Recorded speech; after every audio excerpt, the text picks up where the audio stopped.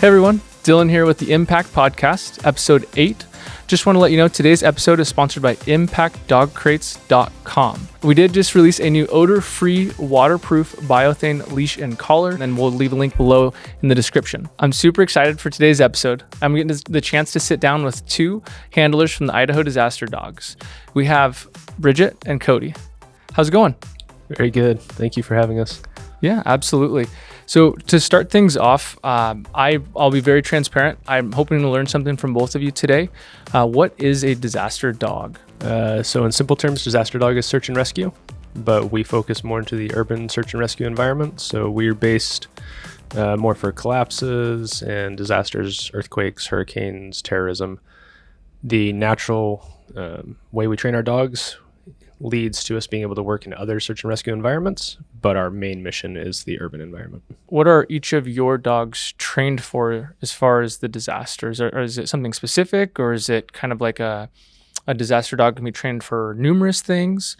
Like, how does that work? So all of the dogs on the USAR teams are trained for locating people. Okay. So we do a mix of rescue and recovery, but they all get trained to work in that environment specifically that's a little bit more technical than, say, wilderness, as far as building collapses and moving pieces and hazards and things.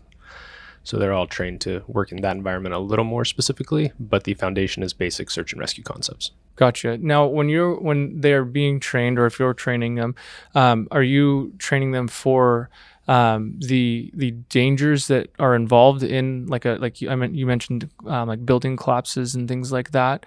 Like, do they gain an understanding of what that's like and the terrain and how to overcome those obstacles? Yeah, absolutely. So they get trained on a lot of agility props, things that move, wobbly surfaces, slick surfaces. So they get trained on ladders and teeter-totters and oh wow, anything that can shift or move. That way they can learn to balance their weight or get off that item. Sure. And then where a lot of search and rescue dogs will search with a vest or collars, GPS collars, those sorts of things, our dogs actually search with nothing on. That way they can't get hung up on anything. Oh wow. So that's kind of the main difference, but it's just being able to work in those environments. And they get a lot of socialization and transport training because we don't ever know exactly how we're going to be moving them. That makes sense. Depending on the environment. Yeah, absolutely.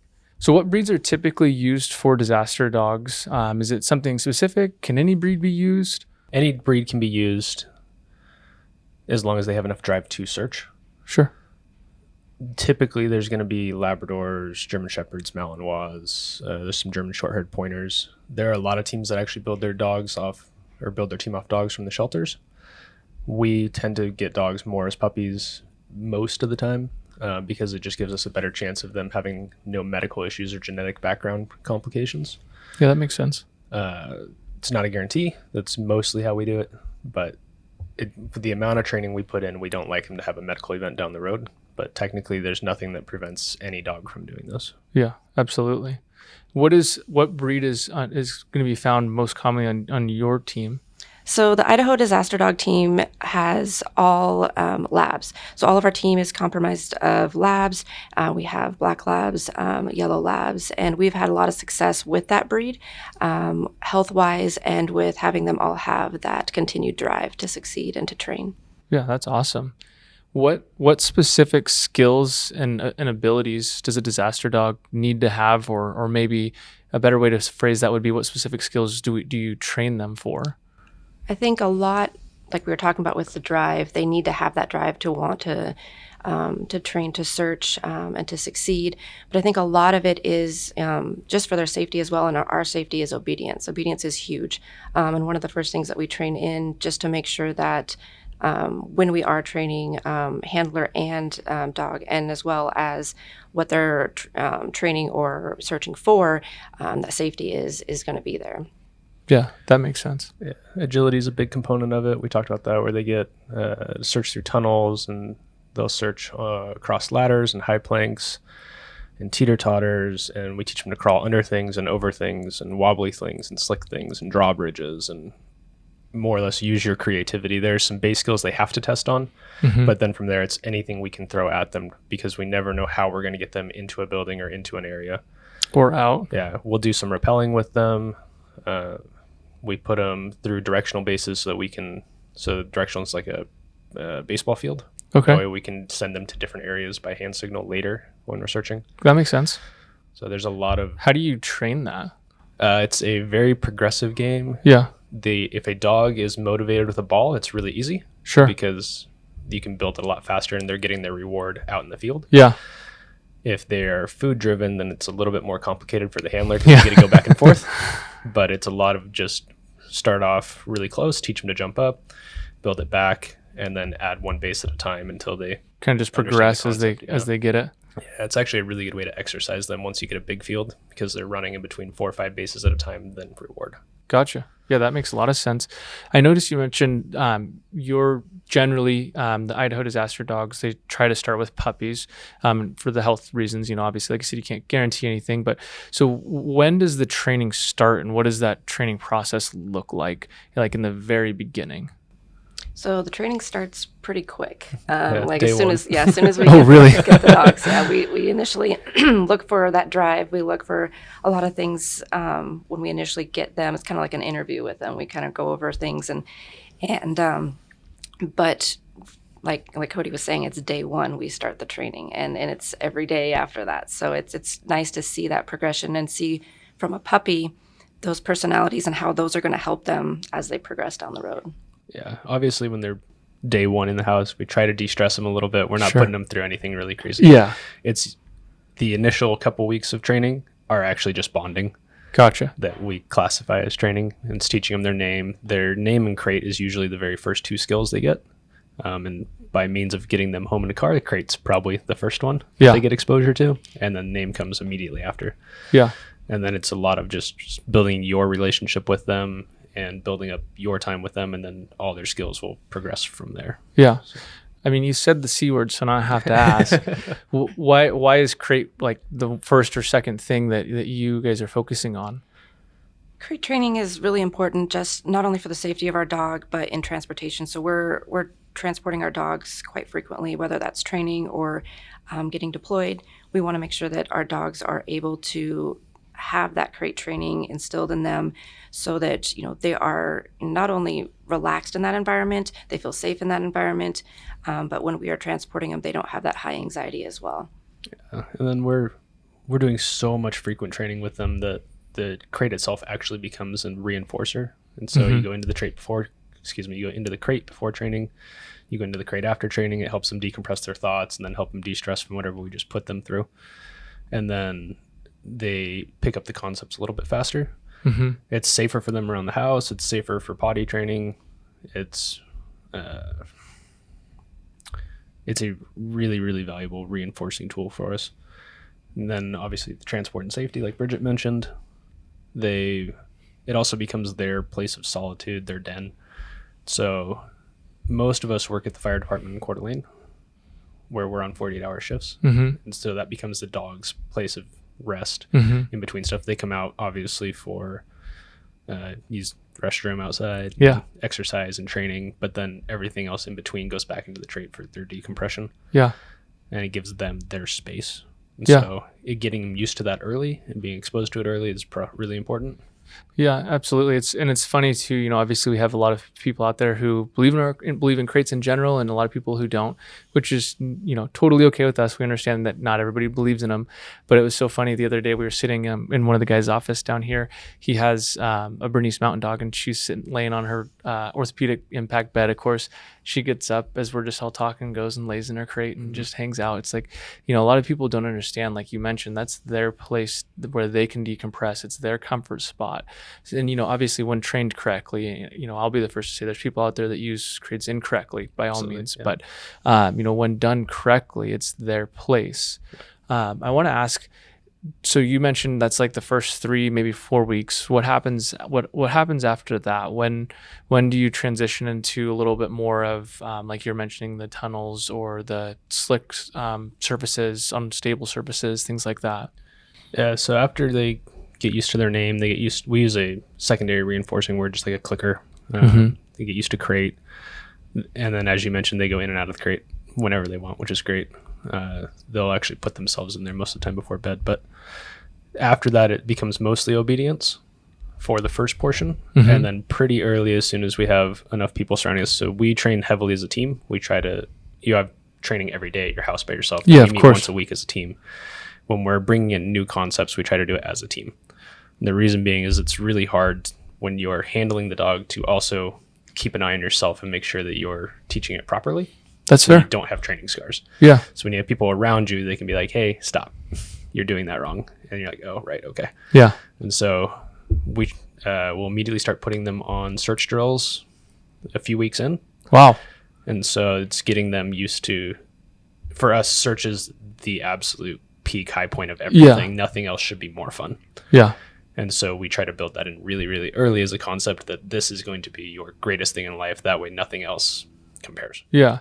Now, when you're doing that, is that also when you're trying to find out if the dog has that drive as well, like you had mentioned earlier? Hopefully we know that before we pick them up. Okay. So it's one of the main things we screen for is making sure that the dog has a drive to go play with toys, play with food, and chase after people. So that's even before you select the dog. Yeah. Oh, wow. That's starting from the very, very beginning. I Yeah. mean, it makes sense considering what you're doing, but I just, never done that before. So Yeah. that's very interesting. It's pretty wild at 6 or 7 weeks to be like, hey, you have a job, or Yeah. you're a fireplace dog. And the dog could, total disclosure, Yeah. 6 weeks, the dog could just be tired. Yeah. Like puppies get tired, right? So Yeah.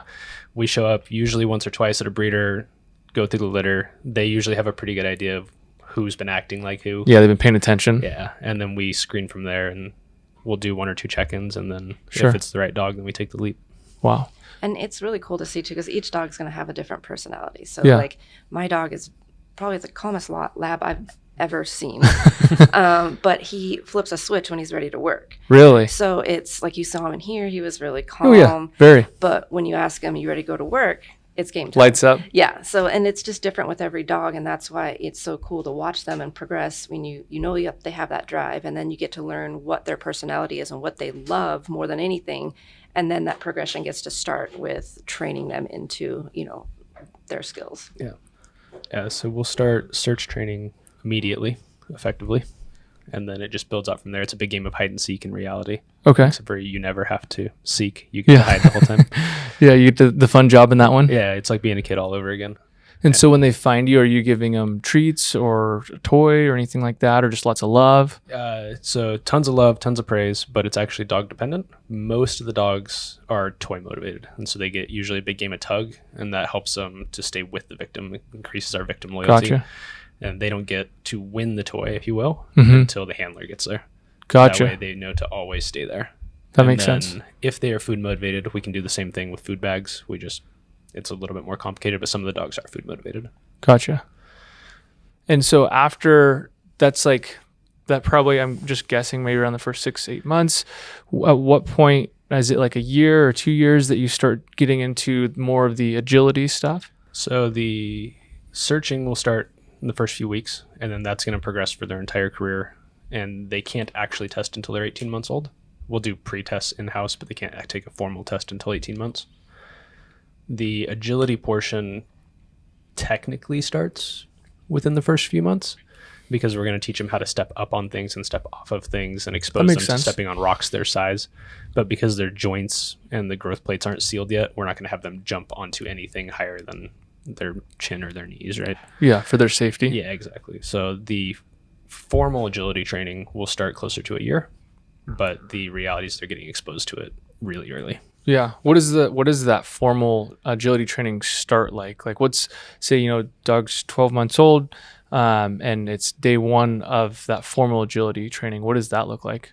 I think just getting them used to the different, things as small as like the texture that they're stepping on. So like when we're talking about like ladders or different, uneven surfaces, just getting them used to that it's not just running on the ground all the time. Yeah. Right? They're going to have that balance. They're going to have to feel those different textures and learn their own balance, learn that. And as a handler, you're watching that as well, and you're learning from it and seeing that how comfortable they are, what they, and they're also looking to you because this is all new. So going through that, just starting with small little pieces and then building upon that, handler and dog working together with that is a big piece. So agility is one of my favorite things to teach. Okay. Out of all of the training profiles, because they pick it up so fast. And as much as we like to think it's our word that's teaching them or our hand signal is teaching them, Yeah. they're also seeing a prop. And so again, reinforces really heavily for them. But watching them start usually with either the crawl prop or the tunnel. Typically the tunnel is our first one. And then watching them progress to the crawl and the wobbly surface, and then eventually getting onto a ladder and a teeter-totter, climbing up 6 feet and walking a high plank. Oh, wow. And then we'll do drills to search off of those elements, because that's ultimately what it's for. Yeah. And watching them, you'll go from knowing nothing and seeing a dog that's nervous and scared to in 2-3 weeks, they're doing the whole thing. Wow. And I don't know, it just amazes me how fast they can pick it up. That's crazy. Yeah. They go from not knowing how to do it, being nervous to do it, and 2 to 3 weeks, they're probably loving doing it. Right. And then you get to be the person at your house who, once you teach a dog something, you can't unteach it. Yeah. So if you need to get on your roof or something, you need to make sure the dog's inside. Oh, yeah. Otherwise, they're coming up the ladder. Right. They're going to come up with you. So, and we teach them to go down too, but again, They don't need to be on the hazards roof. where they're not necessary. Yeah. Yeah. If they're not out searching, they don't necessarily need to be taking those hazards. Exactly. So I didn't even think about that. That's hilarious. So you mentioned they can't actually test until they're 18 months. Yeah. What is that test like? And I know you mentioned, so maybe you already answered the question, but what is the preparation like? I know you said you'll do some at-home tests or in-house tests. Is there any other specific preparation that's done? So there's 2 tests that we test at. They're actually FEMA tests, and we test at the FEMA level. So our team's structured into more or less 3 tiers. We have our local response, where if something happened here in Kootenai County, we obviously can go out the door. So our primary name is Idaho Task Force 1. We're sponsored through Coeur d'Alene Fire in the city of Coeur d'Alene. And then Idaho Disaster Dogs, our nonprofit portion of that. So if there was a building collapse or an earthquake or something in Coeur d'Alene, we're first tier response to go to that. We're also a resource for the state. And so the state has us as I think, as far as I know, last time I checked, the only canine USAR team in the state. Oh, wow. So we'll go down. There are 3 USAR teams in general, but I don't believe the other 2 have canines on them. Gotcha. And then 3 of us currently participate on Washington FEMA's Task Force 1, and that's a FEMA USAR team. Gotcha. So we use their test metric because it's the highest standard. Okay, so then you can go there. So those of us that are on that team will test with them, and then we also will test in-house, and then we just use their testing standards as our standard. Gotcha. If it's good enough for them, it's absolutely good enough for us, and it's really high standards. So the first part is called the FSA, and it's just your foundational skills, like your obedience, socialization, make sure there's no dog aggression to people or other dogs, agility, can they alert properly. So one of the drills we do is we'll hide 3 barrels at the end of like an area, I guess, on a pavement or whatever. And there'll be a person in one of the barrels, and the other 2 will be empty. And it's just to send the dog to the barrel and see, 1, if they can locate the correct barrel, and then 2, can they bark for at least 30 seconds without giving up. Gotcha. To stay with it, like you mentioned earlier. Victim loyalty. And so that is the longest 30 seconds ever. like it just feels like it goes on forever. Yeah. But once they do that, then they have a search at the end of the day. And so it'll go, most of the test will be done by noon, and then we move into searches, and there's a defined 2-victim search across I believe it's a 15,000 square foot rubble pile. That might be a wrong square foot, but I think somewhere around there. And then you get 15 minutes to search it. So your first search is what's called limited. So the evaluators will place you in a spot that you cannot see your dog after you send them. And the goal Intentionally. the goal is to make sure that the dog can search independent of you. And then when they find the first victim, they alert, then you can access the pile. Gotcha. You go up, and the whole point is to make sure that the dog can work independent of you. If you were on a deployment, you needed to send your dog into somewhere they weren't positive they wanted to send people unless they had to. Gotcha. Or if you got separated by chance or something like that. Yeah. So that one tests mostly the dog skills, and then you get onto the pile for the second victim, and it tests your skills to work with the dog as a pair. Gotcha. The second victim, after located, then the test is over. And so that'll end up being a full day adventure by the time you're done. Sounds like it. So and that search isn't usually too complicated. It's just your foundational elements. Yeah. And then after you pass that test, you'll go on to a second test that has 2 search piles. One is completely limited, so you can't access the pile until the dog alerts. Then where they alerted, you can't leave that spot, and the dog has to be able to search that whole pile. Oh. And then the second pile will be full access. You can go with the dog and work with them as you need. Oh, wow. And there's anywhere from 4 to 6 victims across both piles. They don't tell you how many are where. Oh, wow. Can't miss more than one. No false alerts. And I think you get a max of 20 minutes each pile. Wow. They're very, very well trained then. Yeah, they're very fast. So. Yeah, I was going to say fast as well. It sounds. I mean, it makes sense when I'm playing this out in my head, but yeah, it sounds like speed is of the essence. Yeah, so that actually brings up a good topic that we can dive into. Yeah. There's 2 types of, typically like 2 broad tiers of search and rescue. Sure. There's tracking and air scenting. And the search and rescue world is a lot more diverse than people realize. But the tracking is like your bloodhound knows on the ground, here's a piece of their clothing, Yeah. find them, right? Or here's the path they walk to find them. Our dog's air scent, because if you picture building collapse or terrorism, earthquake, that kind of thing, there's no trail. Yeah, makes sense. Right? Building came down or hurricane happened, and they need to be able to go in and find. And so they'll actually just air scent above. And then when they get into the scent pool, then they'll start localizing that a little bit tighter until they get to a point that they feel they're as close as possible. Then they'll alert, and that's where we start our searches from. Gotcha. So we were going to send a tech team up onto the pile, and we were going to run cameras through an entire building and slowly disassemble it. We're inevitably going to take forever. Yeah. Where a dog can clear, again, that 20,000 square foot pile in 10 to 20 minutes. Yeah. And we can, with relative definity, say they alerted here or they didn't alert here. Yeah. And then if we get alerts, we'll usually run a second dog across it and be like, confirm that spot. That Oh, way okay. We take, the USAR world has a lot of resources, but it's still limited in terms of what we need to do. Yeah. So then we can localize into those areas and get as many people out as possible. Yeah. Making sure that you're in the specific spot and utilizing the resources to its fullest benefits. Absolutely. Yep.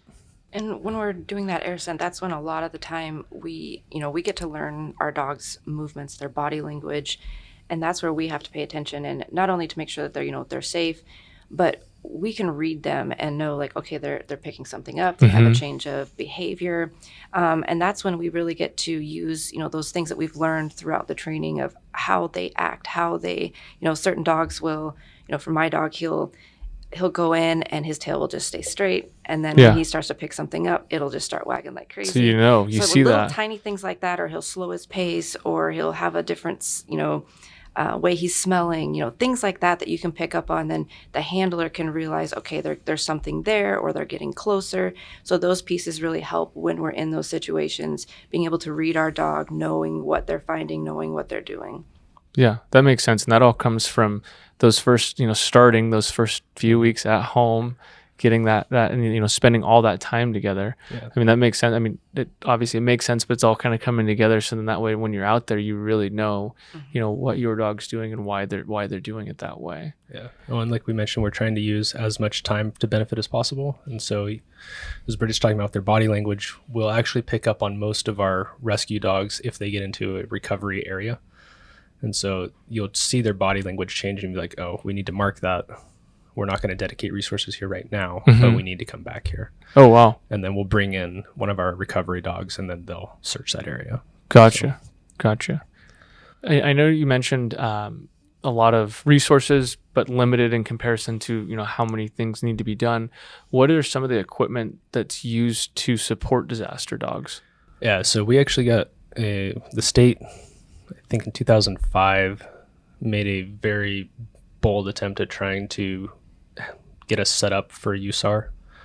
And these came in things of wake of like Hurricane Katrina and 9/11, and Sure. the whole federal government and then the state said we need to be able to address these problems a little bit better. And so they set up 3 task forces around the state of Idaho, and that comes with hazmat training, and it comes with building collapse training and struts and trench gear and gas monitoring, and then you need all the people to support that. Yeah. And so there's often an engineer on the teams. When we deploy out, we bring, like, it's really easy for us to get dialed on the canine side of it. Yeah. And it's such a small component of the whole thing. And then when you build out a really big scenario like this, you still have to deal with like the logistics of feeding these people and housing them during rest cycles. Yeah. And for us, we have a veterinarian that actually helps train our dogs and works on our team with us. Her name's April. She's from Rathdrum Animal Clinic. Oh, very cool. Awesome. Amazing. She'll come with us to anything local to help take care of the dogs. And Wow. then a lot of the teams will send out a doctor or paramedics with them to be able to address any medical problems. Yeah. So our whole thing is locate, extricate, and then medically stabilize. And like, if you're going to take our whole mission and put it into 3 words, that's it. Yeah. And so we need to be able to address all of those concerns. And so, yeah, I'd say we have a really big capability, but it's a massive problem. Yeah, So, absolutely.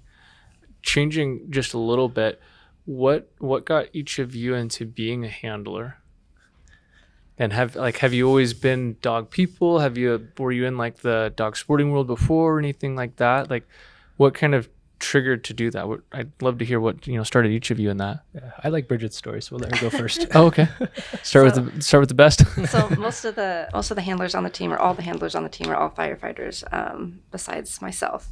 I actually had went to the Coeur d'Alene Fire Department. I was in pharmacy, and I had brought in some stuff for some vet care, and I was actually there marketing and wanted to help them and support them. And I stayed for one training, and I just absolutely loved it. And then I stayed for another training, and then I never really left. And then they showed up my work, and they gave me a puppy, and so then now they've got me forever.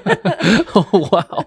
That's awesome. So you went in just trying to support, kind of show them some things, and then just kind of got hooked. Yeah, it's one of those things that, I've been around animals my whole life, but I have never had a bond with a dog like I have with mine, and through all of the training and the bonding and the work that Idaho Disaster Dogs does. It's just been an amazing experience, and something that you build that bond with that dog, and all of us do, and it's one of those things that you will never forget, and it's something for life that you really love. Yeah. Is your dog you brought with you today the puppy that you Yes. got? Oh, that's too awesome. Yeah, he's definitely my baby. Yeah.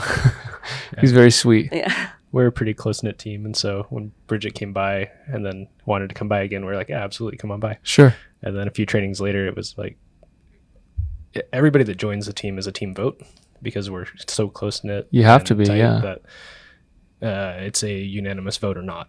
Yeah. And we didn't even have to take a vote on Bridget. She left, and everybody said, is she going to join the team? Perfect. Yeah, I think so. That's awesome. And how long ago was that? 5 years ago. Wow. Very cool. And I didn't even know that, so that's cool. I didn't know there was an unanimous vote. That's awesome. So we ended up having all things being equal, we do our best to screen dogs, and then every now and then a good dog shows up that somebody's like, hey, this would be a good dog, and we're trying to find a place to house it. Gotcha. And so we'll screen them, and if they fit, then we try to find a place to put them in the program. Yeah. And so we said, yeah, we think we have a place for this dog. Let us find out. Yeah. And she didn't get a heads up, and we took it up to where she was working and said, hey, do you want a dog? That's awesome. And what's cool to hear too is the folks that reach out to you, I'm assuming the breeder that thought that they had a good dog obviously did as well. So that's really cool. What got you into it? So I started working at one of the fire departments here in Hayden when I first moved to Idaho, and they were part of the team. And so just being exposed to it in my first year there was like, hey, this seems like something I'd want to do. Yeah. But you never know till you get to come out. So they invited me out for a training, and then much like Bridget, I just didn't let them let me leave. And so, well, it didn't sound like you guys didn't let her leave. It sounded like it was a combination of both. Yeah, we wanted her to stay. Yeah. So much the same way, I just kind of kept attending. Yeah. And then we always joke around that the way we get you to stay is by sticking a fur ball on your lap and saying, there you go. It sounds like it works. Yeah. Sounds like it works. So if somebody listens to this and they want to be a part of the Idaho Disaster Dogs, or if they want to find out more information on, more day to day, what it's, in detail, what it's like, how does somebody go about doing that? I think that this is something too that, a lot of times you look on the outside and it looks like, we're just having fun with the dogs and things. And, but it's a definite dedication, something that I didn't even realize when I had started. I loved everything about it. But I realized that this is a very big commitment, time commitment. Like Cody had said, like it's not just training once a week. It's training at home every single day, multiple times a day, those kinds of things. So I think that this is something that you have to really look at. Is this something I have time for? Is this something that I can dedicate? And I think the biggest thing before if you want to find out more about this is just learning about it, learning about what, the different kinds of search and rescue are. We're just one piece. Yeah. There's a lot of different resources and a lot of different groups and areas and things like that where you can maybe volunteer first or, with other groups. But I definitely think it's an educational piece first to understand what it truly is. Yeah, I would agree that I usually tell people, we get emails semi-frequently saying, hey, how do I join the team, or what can we do to help you guys? Yeah. Any support we can get is greatly appreciated. We're always looking for fundraising and donors and sponsors, and the reality of everything being more expensive now, it weighs on the team. Yeah. So the team covers as much as they can, then everything else defaults to the handlers. So we usually buy most of our own training aids and treats and things. But as far as being on the team, if somebody emails us or calls us and says, hey, I'm interested in this, the first thing I usually task them with is go read about search and rescue and see how diverse it is. Because the idea of search and rescue sounds really fun. Sure. And it's really just this tip of the iceberg concept. Yeah. And so once you've dialed out more that you are interested in it, then which type do you think you might be interested in? And then what kind of training would you have to do to get yourself ready to work in that environment? That's good. Yeah, because you have to be physically and mentally prepared for that. Yeah, so like for us, it's USAR. And so we have a lot of classes on like collapse awareness and hazmat awareness and command structures. All those go into it, and a lot more. Yeah. But then there's also like the wilderness searching. And so do you picture yourself searching in the mountains here in Coeur d'Alene? Yeah. They're similar, but they're two different concepts on the foundational work you'll have to put in. Yeah. And then if you're somebody who's not, like I had not prior, but if you have a background training dogs or sporting dogs, that kind of thing, it'll be a little easier for you. Sure. Because you understand the process. Yeah. But if you don't, you probably need to spend some time reading on how to train or get with somebody who can show you. Probably just the normal basic commands and things like that to start with, so you understand what that's like. Exactly. And then we can help build everything from there. The reality, kind of like we touched about with USAR, of the limited resources, but the big problem. Yeah. In concept, makes me feel like we should just take every dog we can. Yeah. And everybody who wants to do this, that way we can address the problem more fully. Yeah, absolutely. But the reality is we end up being more effective almost as a lightweight source, or a lightweight resource, sorry. Yeah. And so... Well, and then it also could be a hazard as well if they're not properly trained for the team currently, as well as them and their dog. Exactly. So funding being what it is and supporting everybody and making sure that we can get all of our people training, we actually have a contractual obligation to be capped at a certain number of dogs. Oh, really? Where most search and rescue teams aren't that way, but most USAR teams are. So like the FEMA teams tend to run about 12 dogs per team, and that's split over 3 different rotations. So they'll only usually take 4 pending some different event. Sure, depending on what's going on. Yeah, so like Oso, the mudslide in Washington, that had tons of dogs at it, but it didn't necessarily have a ton of dogs immediately. Gotcha. It builds out, so. Gotcha. As they realize that they need more support and things like that. Yeah, then you can bring in specific teams. So. Gotcha. What is the community like as far as the disaster dog handlers? I mean, it sounds like you've touched on it a bit here locally, but do you guys have being disaster dog handlers? Do you build relationships with people kind of all around the states, or is it just more locally?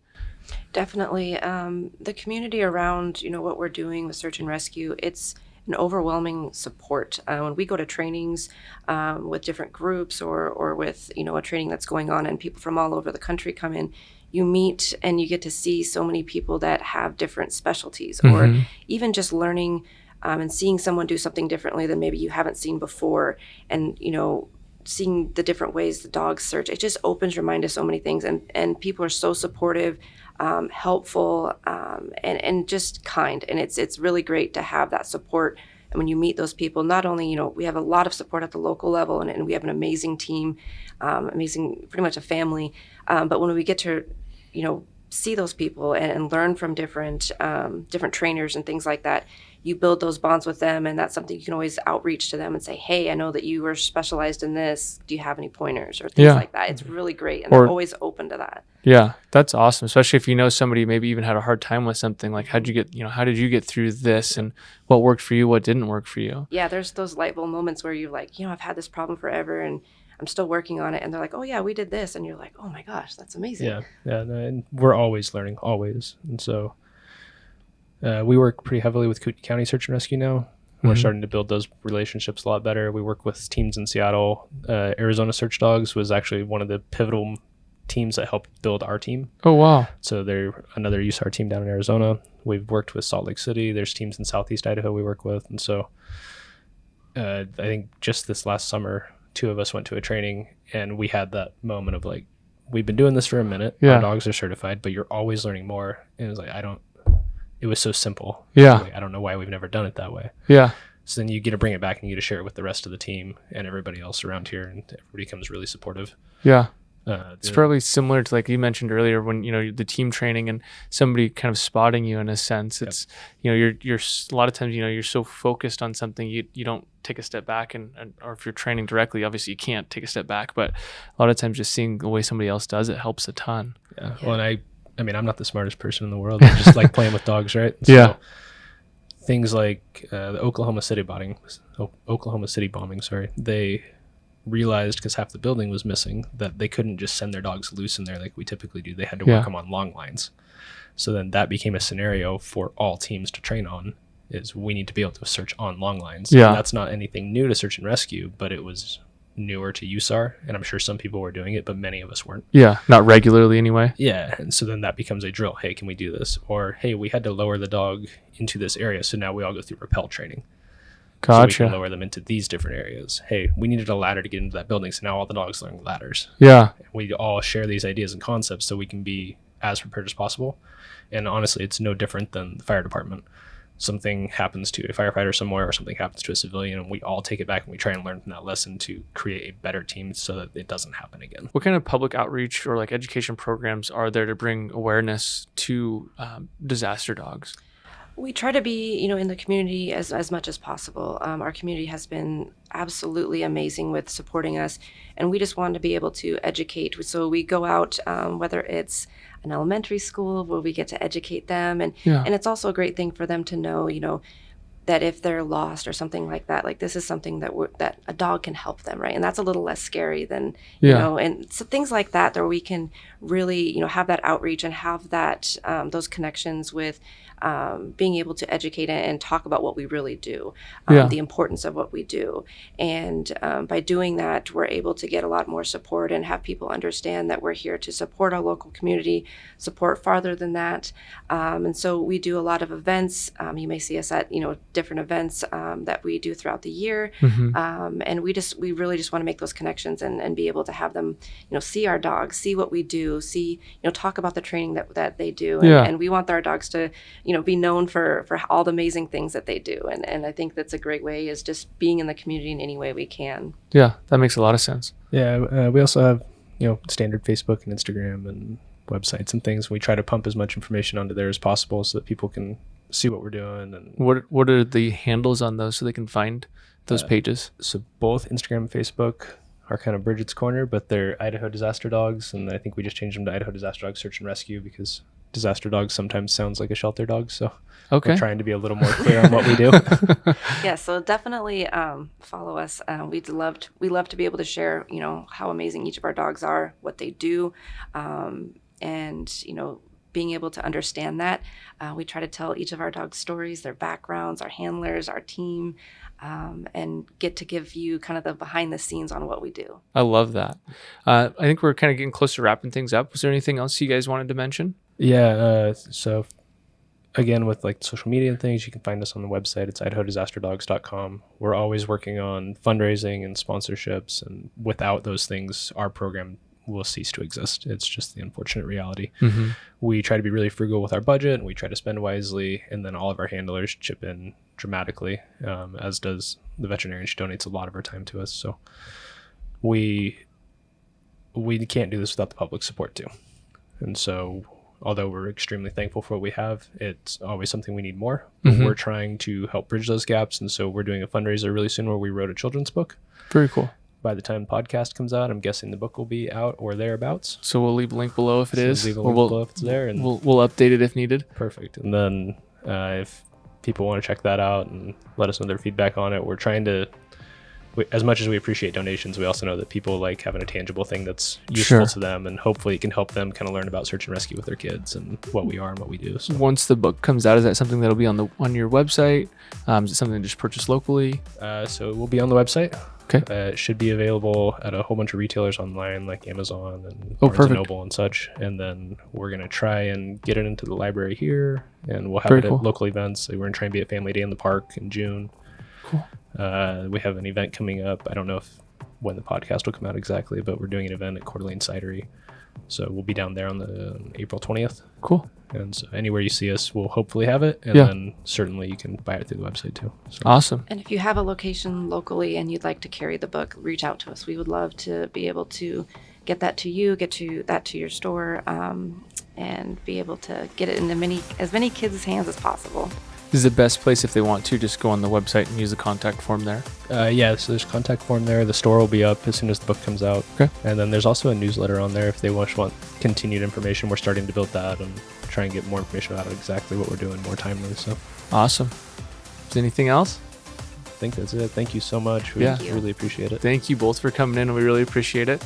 I love the fact that you guys shared as much as you did. I learned a lot today. I'll have to go back and listen to it again so I can kind of understand everything again, but I really appreciate it. See ya.